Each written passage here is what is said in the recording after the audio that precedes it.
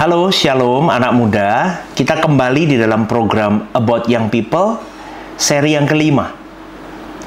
Ada dua pertanyaan yang masuk dan akan saya bacakan satu persatu. Yang pertama, saudaraku, Shalom Pastor, saya seorang pria berusia 29 tahun, beragama Kristen. Saat ini pacar saya beda agama, tetapi kami rencana akan menikah. Apakah dengan menikah dua agama itu dosa, Pastor?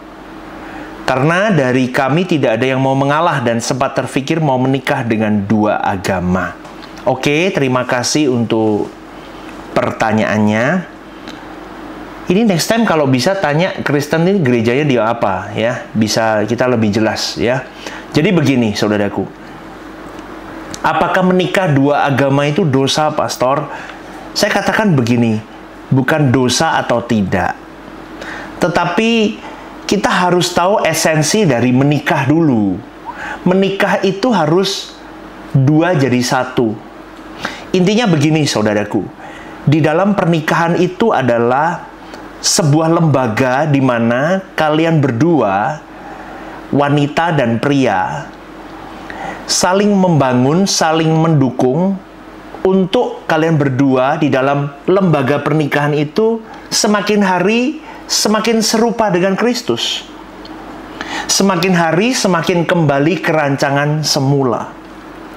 Kalau Anda bertanya beda agama, saya tidak tahu agama pasangan Anda apa. Kalau misalnya agama-agama yang Kristen Protestan, Kristen Katolik, mungkin masih bisa sama. Begitu, saudaraku. Tetapi kalau yang lain kelihatannya untuk serupa dengan Kristus itu cukup sulit karena beda pandangan dari cara memandang agamanya.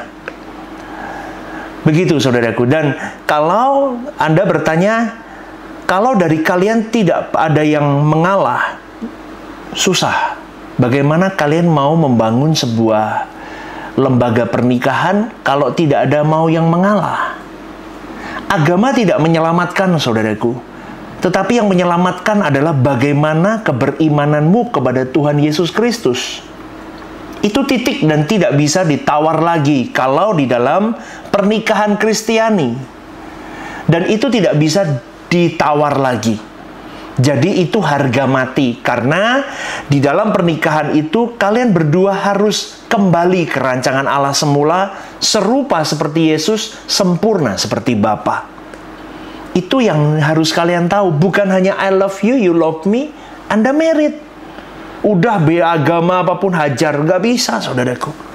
Karena esensi dan tujuan dari pernikahan itu adalah kembali ke rancangan Allah semula. Dan itu yang paling penting dan paling mutlak. Jadi menikah bukan karena hanya cinta. Menikah bukan hanya karena seks. Menikah bukan hanya karena meneruskan keturunan. Menikah juga bukan karena mengkolaborasi harta kekayaan. Tetapi menikah adalah melebur dua jadi satu. Untuk saling topang menopang, menolong, mendukung untuk kembali ke rancangan Allah semula. Sehingga di dalam pernikahan itu suatu hari nanti Anda akan melahirkan generasi-generasi penerus-penerus yang sungguh-sungguh cinta Tuhan. Begitu, saudaraku. Jadi kalau Anda bertanya dosa atau tidak, Anda bisa merenungkan dari jawaban saya ini.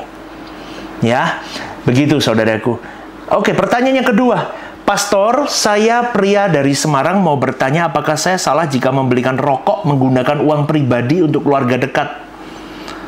Tukang yang baru bekerja di rumah saya dan ketika ada kegiatan sosial di tengah masyarakat, apakah saya berdosa jika melakukan hal itu? Atau orang yang merokok itu yang justru berdosa? Bentar, saya ada 3 pertanyaan ini. Begini, saudaraku. Merokok itu tidak baik untuk kesehatan. Tidak baik untuk bait Allah. Loh, tapi tukang yang ada itu kan mereka memang sudah ngerokok, Pastor. Misal Anda berdalihnya begini. Itu sama artinya kita memberikan racun kepada tukang-tukang yang ada di sekitar kita. Atau memberikan racun kepada teman-teman yang ada di sekitar kita ketika kita sedang kerja bakti kah? Atau sedang apa? Kan bisa dialihkan uang itu. Misal diberikan makanan kecil, dibelikan minuman, dibelikan nasi bungkus atau apapun. Itu lebih baik, saudaraku. Jadi kalau Anda dan keluarga Anda pun tidak boleh terkena racun rokok,